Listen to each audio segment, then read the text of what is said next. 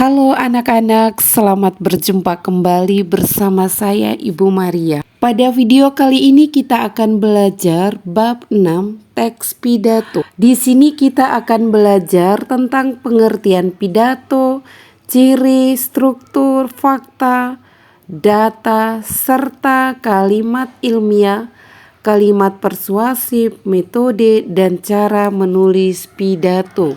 Teks pidato adalah kegiatan yang dilakukan di depan umum dengan mengungkapkan pikiran melalui kata-kata. Tujuannya untuk menyampaikan selamat, menyambut tamu, memperingati hari-hari besar tertentu dan lainnya.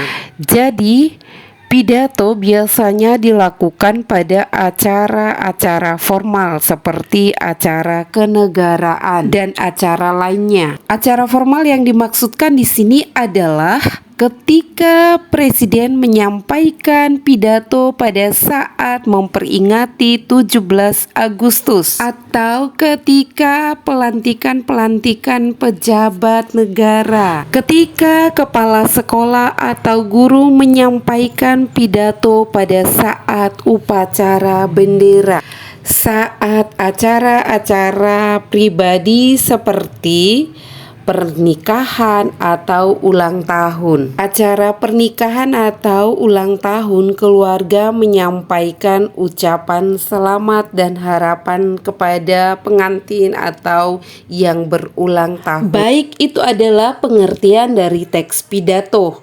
Nah, sekarang kita lanjut ciri-ciri teks pidato. Teks pidato memiliki tujuan yang jelas. B.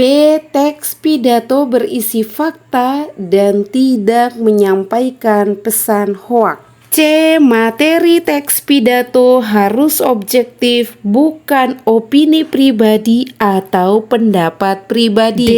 Isi materi pada teks pidato harus mudah dimengerti pendengar. E. Teks pidato berisi pengetahuan yang menarik perhatian dan aktual. F. Teks pidato diakhiri dengan kesimpulan. Nah, itu ya ciri-ciri dari teks pidato. Pidato memiliki salam pembuka untuk menyapa audiens yang hadir. Salam pembuka pidato bisa bervariasi tergantung konteks dan audiens yang hadir. Nah, di sini yang pertama ada salam pembuka keagamaan seperti Assalamualaikum warahmatullahi wabarakatuh. Shalom, Om Swastiastu, Namo Buddhaya, dan salam kebajikan. Contoh salam pembuka di sekolah saat upacara. Selamat pagi dan salam sejahtera bagi kita semua. Terima kasih untuk kehadiran Bapak Ibu guru, pegawai, serta siswa-siswi semuanya. Semoga kita semua sehat dan bahagia pada hari ini. Contoh salam pembuka pidato kegiatan taruna. Selamat pagi, salam sejahtera bagi kita semua. Yang saya hormati Bapak Ketua RT selaku penjaga keharmonisan dari Desa Nusa Dua. Yang saya hormati narasumber yang telah hadir untuk acara ini. Tidak lupa teman-teman Karang Taruna yang saya cintai. Jadi itulah salam pembuka untuk kegiatan Karang Taruna. Baik, kita lanjut ke jenis-jenis pidato. Jenis-jenis pidato ada 4. Yang pertama, pidato informatif. Pidato ini memiliki tujuan untuk menyampaikan tujuan sebuah pengetahuan atau informasi yang penting kepada audiens. Yang kedua, pidato argumentasi, yaitu pidato yang di dalamnya mengandung beberapa hal seperti dalil, argumentasi data, atau alasan. Tujuannya untuk menolak atau mendukung suatu pernyataan. Yang ketiga, pidato rekreatif atau bisa juga disebut pidato keluarga. Pidato ini disampaikan dengan tujuan untuk menyampaikan rasa syukur atau rasa kegembiraan. Orang yang menyampaikan pidato ini harus orang yang bisa berbicara di depan umum, memiliki kebiasaan humor atau membuat orang-orang yang hadir bisa tertawa, menciptakan kegembiraan. Yang keempat yaitu pidato persuasif. Pidato ini disampaikan untuk mempengaruhi pendengar, mempengaruhi pendapat, sikap dan tindakan berdasarkan kehendak yang berpidato. Jadi itu adalah jenis-jenis pidato yang perlu kalian ketahui. Baik, kita lanjutkan ke struktur teks pidato. Sebelum seseorang melakukan pidato, biasanya seseorang menyusun struktur teks pidato sebagai berikut. Ada 3 struktur teks pidato. Yang pertama, bagian pembuka. Bagian pembuka pidato ada 4. Yang pertama, salam pembuka seperti selamat sore, selamat malam, selamat pagi. B. Ucapan penghormatan.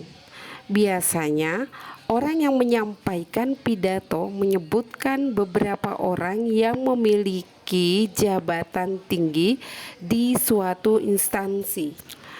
C.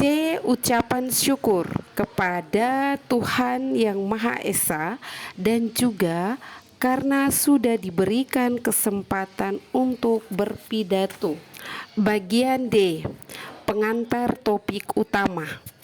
Bagian ini, orang yang berpidato akan pelan-pelan memulai pembicaraan yang mengarah ke topik pidato dengan menggunakan karakter yang kuat untuk menarik perhatian pendengar.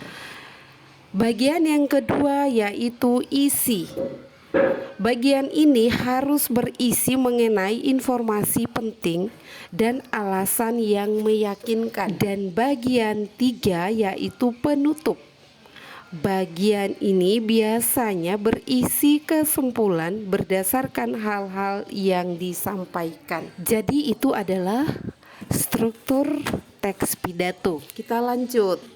Ini adalah istilah yang biasa digunakan dalam pidato. Intonasi yaitu ketepatan penyajian tinggi rendah nada. Gestur yaitu gerak anggota tubuh. Mimik yaitu peniruan dengan gerak-gerik anggota badan dan raut wajah. Ekspresi yaitu pandangan air muka yang memperlihatkan perasaan seseorang. Yang terakhir, khalayak yaitu kelompok tertentu dalam masyarakat yang menjadi sasaran komunikasi.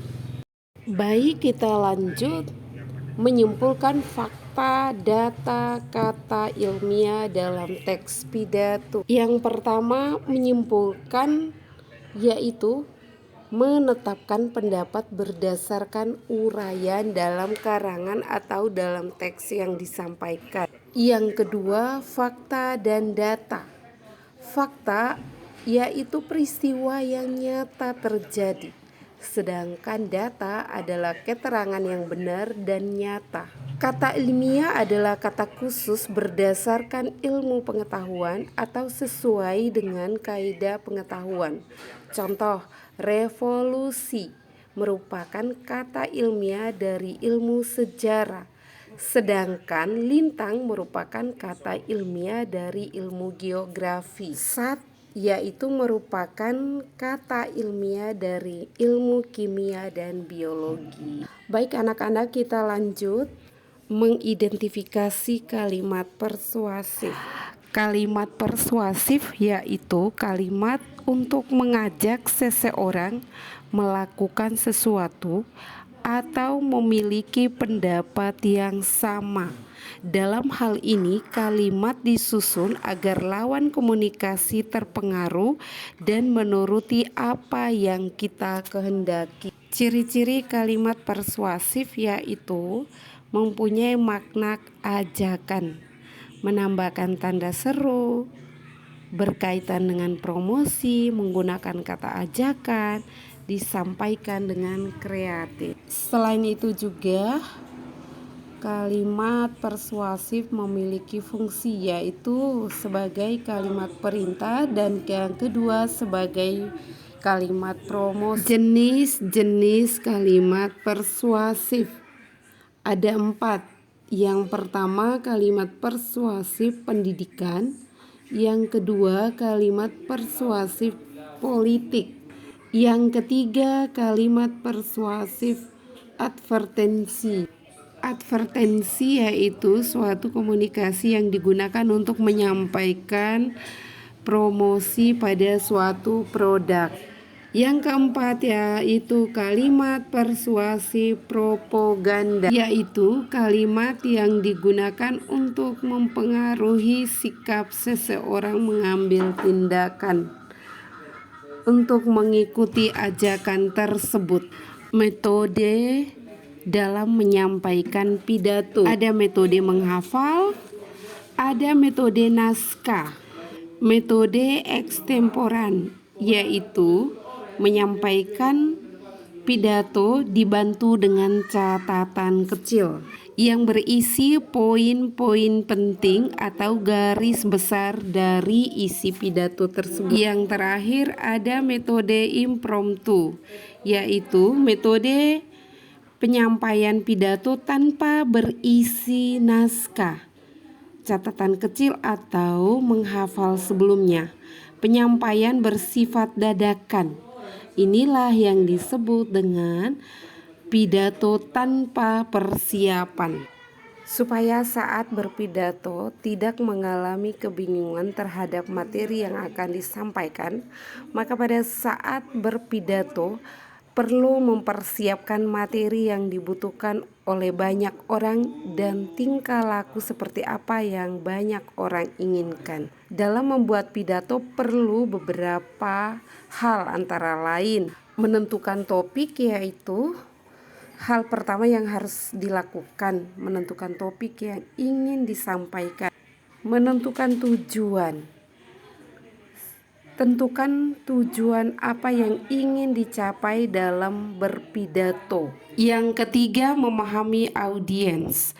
Untuk menghasilkan pidato yang sesuai dengan sasaran, perlu kalian menentukan audiens, memahami audiens, harus tahu kondisi seperti apa di tempat berpidato. Yang keempat, menentukan pokok argumentasi, yaitu menentukan argumentasi yang ingin disampaikan. Dan yang terakhir, mengembangkan naskah pidato, yaitu melakukan langkah-langkah di atas.